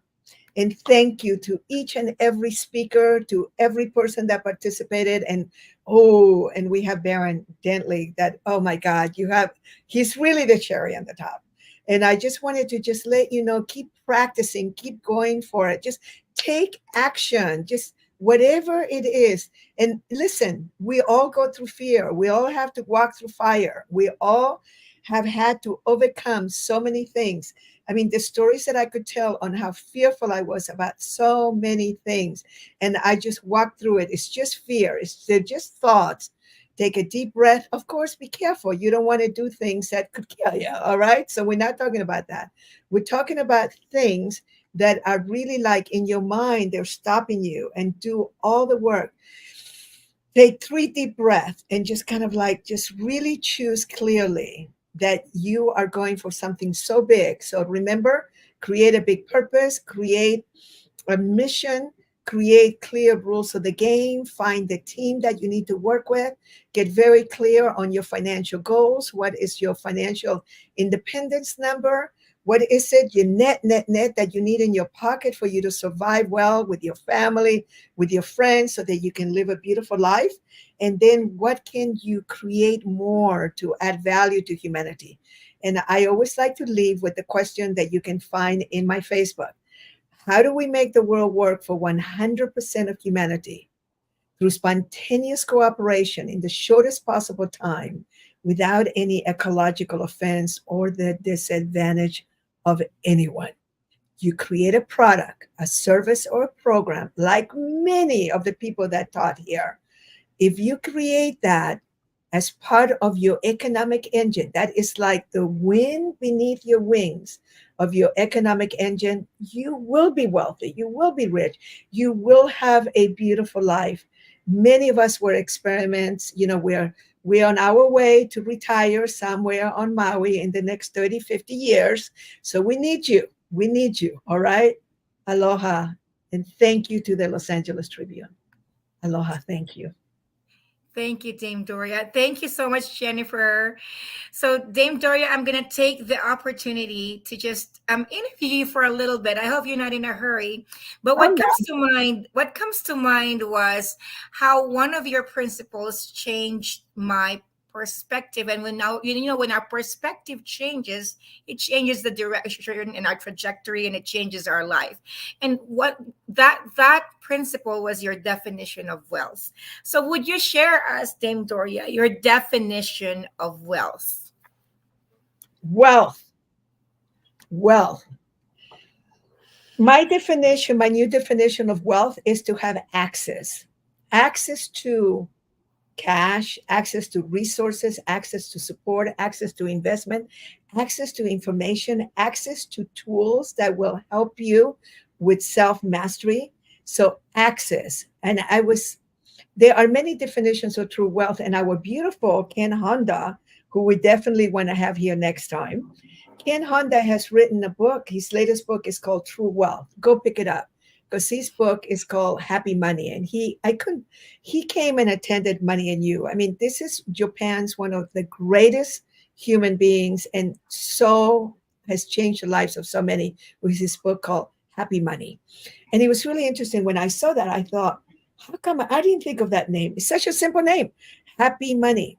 And I realized that I had learned all these different things. Robert Kiyosaki, who used to be my business partner for 9 years, he and I made up a word called sushi money.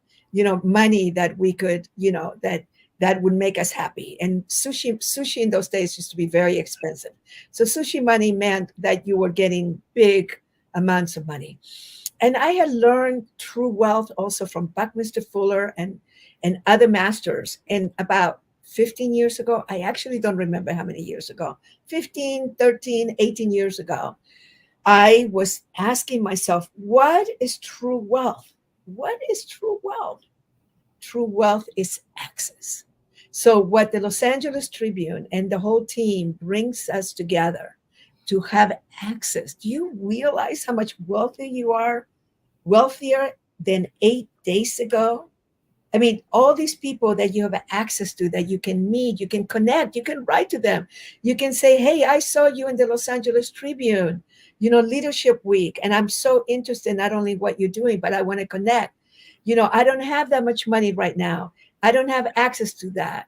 Not right now, but can you support me with this? Remember, you'll never be ROKE. Never. You might break a foot, you might break a finger, and somebody may break your heart. But you'll never be ROKE. You're just temporarily out of cash. You're not seeing the access that's available to you. So what the Los Angeles Tribune does, and what all of us do, all of us that come around here to support you, we bring you access. And access is true wealth.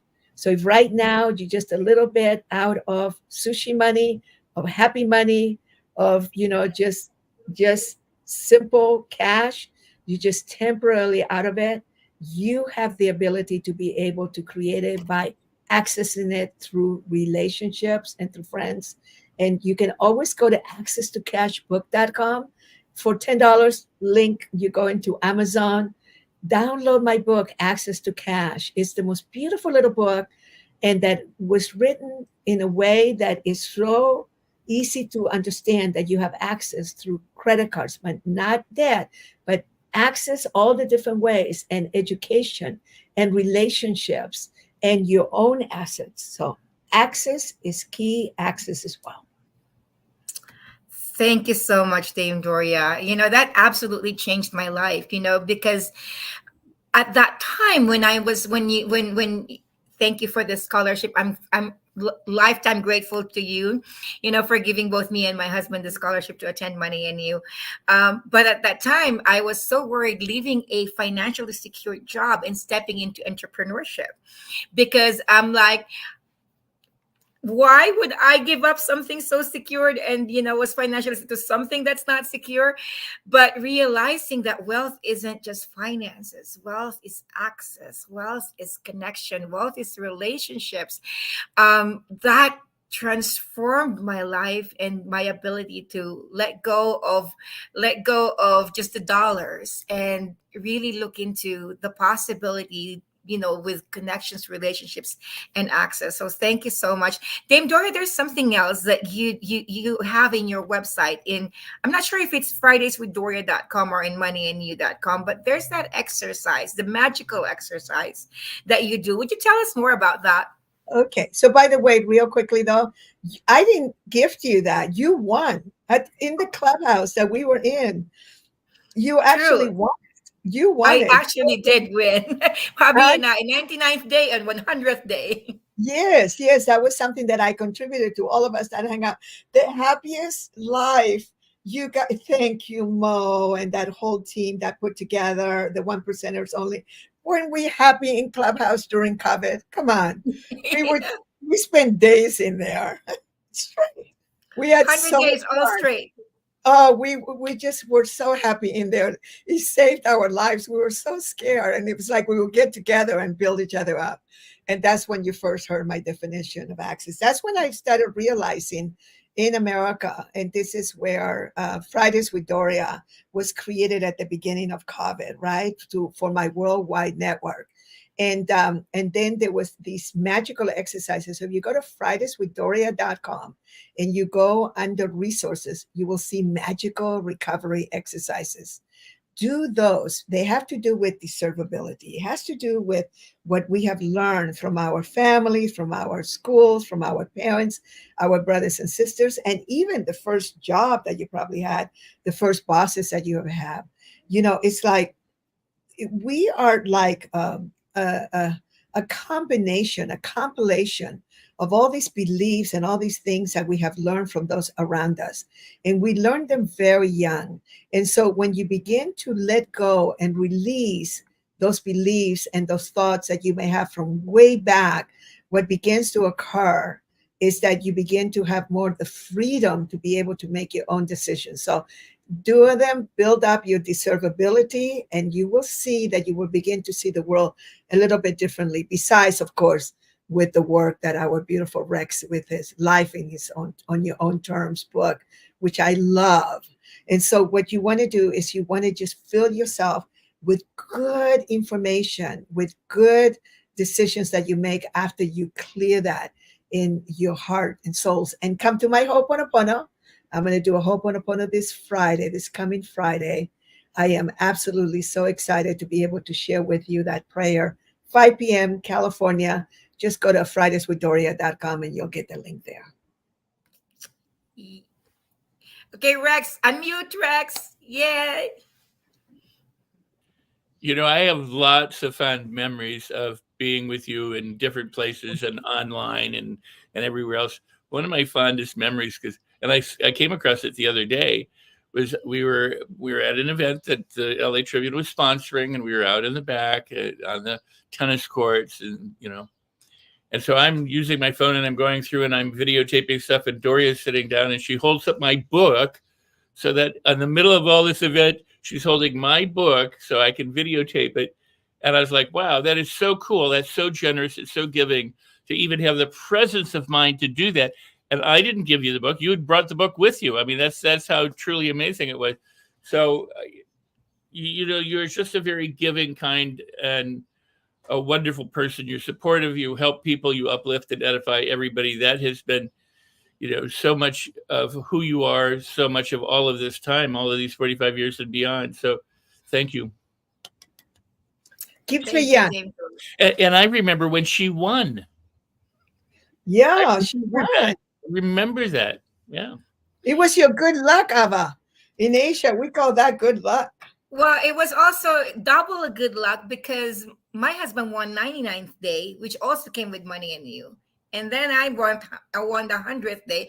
I don't even know how, but I'm like Meant just to be, meant grateful. to be. Yeah, Just grateful. it was actually a raffle. You weren't like being picked. It was a raffle.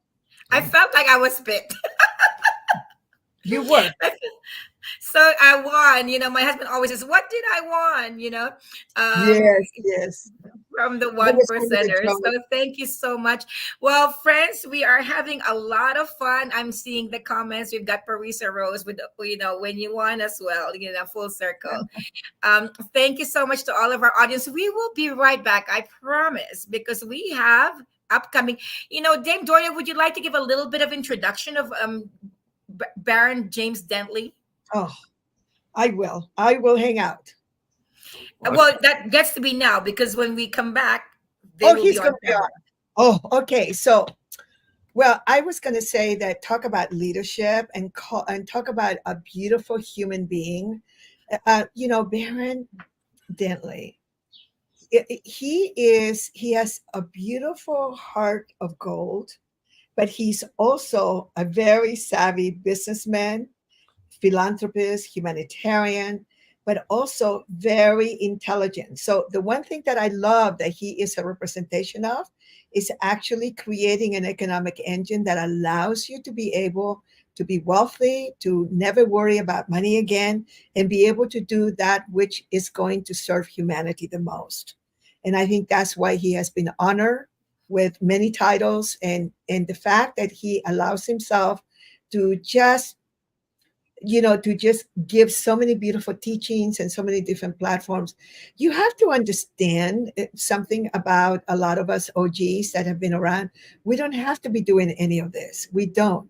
But it's very important for us to be able to leave a legacy and to be able to create platforms and to create systems and economic engines for people to step into them and continue with the work. And I really feel that Baron James Dentley is somebody that's really an example of that. So beautiful human being. Thank you.